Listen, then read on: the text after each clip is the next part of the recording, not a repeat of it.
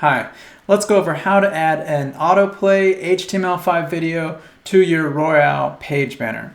So first I'm going to go to my resources and I'm going to go to show.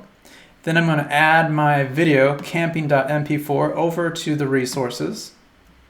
And then I'm going to open up my inspector and I'm going to go choosing the sidebar for this example. It can also go in the main content area, that's fine too. So I'm going to go to an open area and copy and paste the snippet from the Royale manual tutorial on HTML5 video. And when you first copy and paste it, it's going to look purple and white and kind of ugly. So we want to clear the formatting right now. So we're going to go to our top toolbar and go to Format and Clear Formatting. And then we're going to go to Format and Ignore Formatting. This basically ensures that RapidWeaver is going to read your code as actual code and not styled text.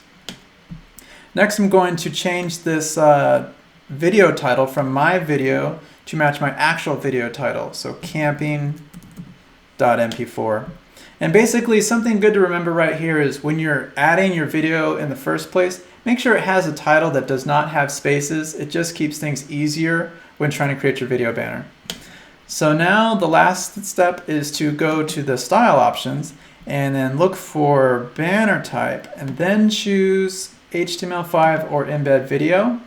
And there it is. Beautiful, right? Such a cool feature, and many have asked for this, so I made it happen in Royale. The last thing we're going to do is add a fallback image for iOS devices.